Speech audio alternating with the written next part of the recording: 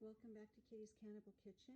It's just a little bit after midnight and I wasn't able to sleep, so I thought I would do something with some of my tomatoes that I picked from the garden earlier. And I had a neighbor also drop off a baggie of tomatoes that she had some extras, so she thought maybe I could do something with them. So my dad really loves tomatoes, so what I've been doing is I dehydrate little baggies full of tomatoes. So I've just been, with my spares, putting them on the dehydrator. So I broke out the 4th dehydrator so that I could do extra batches here.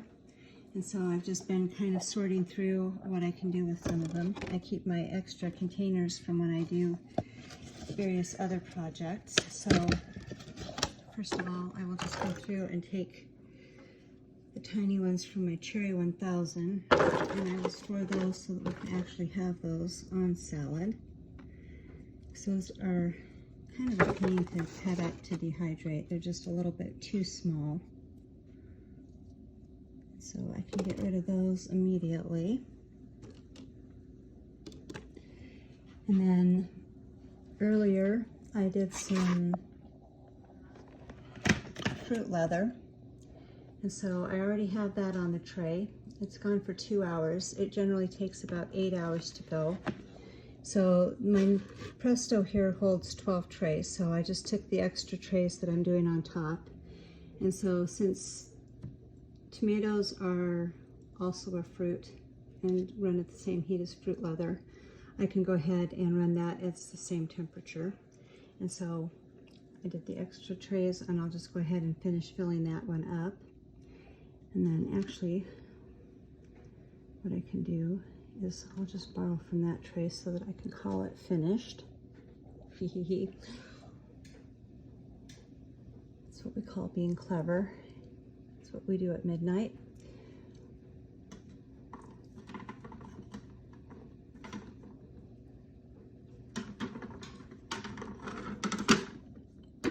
Or robbing Peter to pay Paul, something like that.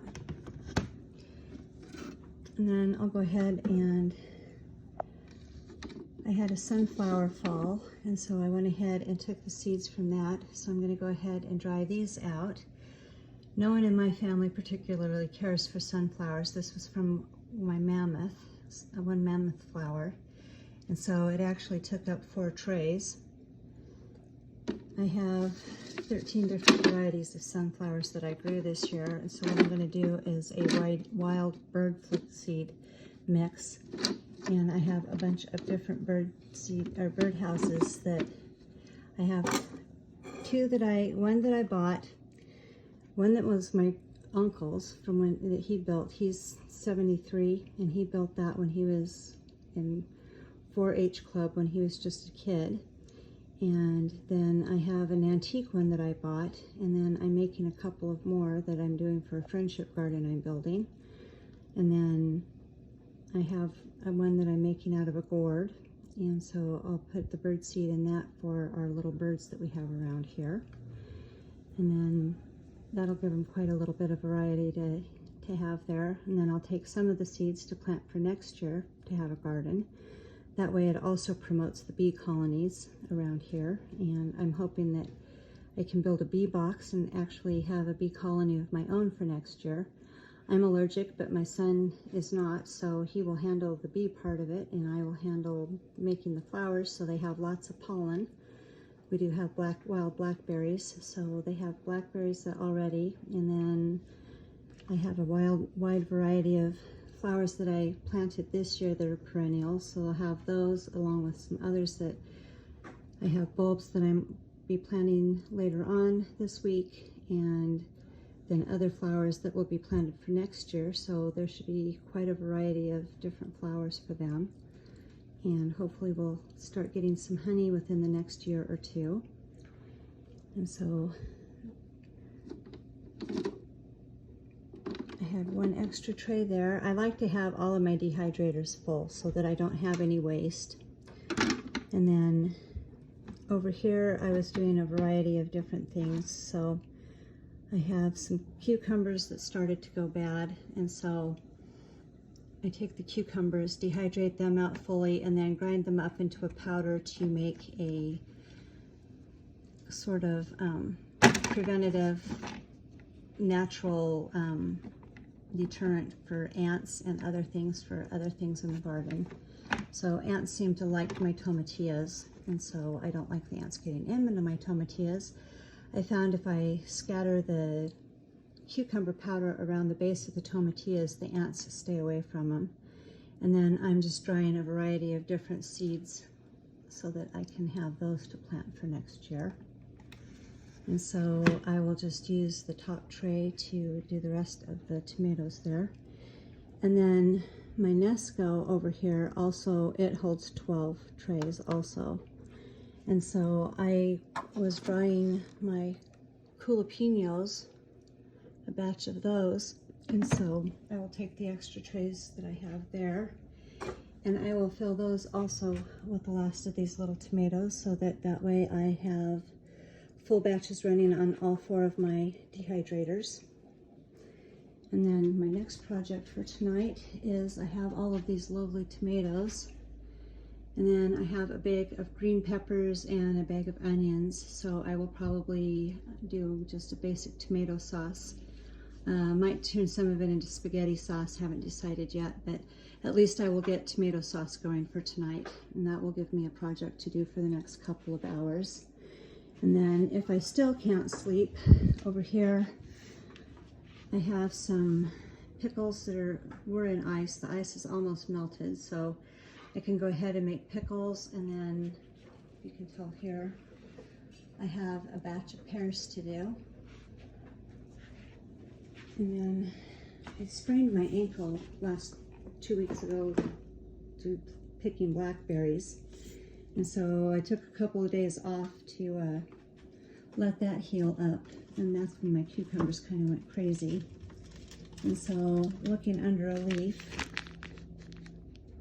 I found 2 really big cucumbers, and so this one right here is just about a quart all by itself. So my dad really likes hot and spicy things, and so when I was at Walmart I came across Mrs. Wage's cherry habanero ready-made pickling brine, and so it makes 1 pint of pickles, and it's just a cold mix. You just cut up your pickles, pour the brine in, stick it in the fridge. You have to wait 3 days and you've got ready-made cherry habanero pickles. So they had 9 packages of that. I got all 9 of them, and because he will eat the entire jar in one sitting. So he will be one happy camper for 9 weeks because I will only do 1 at a time for him, because otherwise he will eat jar after jar. So those are my projects for tonight. I just put in my 3rd load of laundry, so I have 1 in the washer, 1 in the dryer. I just folded a load, and then hopefully by then I will be able to get some rest, and then I will start again probably around 7 o'clock tomorrow morning. I will do, the fruit leather should be ready by then, so I will do part 2 of the video of what you do with fruit leather. So I did my first part 1 video, hope you caught that, of how you prepare fruit leather in a food dehydrator. Tomorrow's video, part 2, will be how to take it out of the dehydrator and store it. So hope you catch me. If you want to, you can follow me now. I have the website up and going. I should have my full web page up by the 25th, so you can now follow me at, get that better for you, Kitty's Cannable Kitchen on Facebook, YouTube, Twitter, and Instagram. You can email me at kittiescannablecitchen@gmail.com. If there are any videos that you want, anything to do with the kitchen, with canning, cooking, baking, dehydrating, freezing, anything like that, shoot me an email, send me something on YouTube, send me something on Twitter, and I'll get back to you and get that up and running as soon as possible. Like I said, you know, these are just my quick tips, tricks, workarounds, ideas, things that come to me since I'm not able to sleep a lot of times. I have an acoustic neuroma tumor. I did get radiation treatment for it, but I have a lot of issues with being able to sleep and do a lot of things. I'm also an amputee, so I have a lot of issues sometimes with my leg bothering me. So when I can't sleep, I get up and do things that I am able to do to kind of pass the time and take my mind off of the other things. So what I do, I don't claim that my methods are the gospel or the way that you have to do things. They're just ideas that work for me. I do things a little bit differently, and kind of an urban unhomesteader. So just trying to make the world a better place to live in, and trying to make the most of the land that I live on. So hopefully you're a lover and not a hater, and you like the ideas that I have.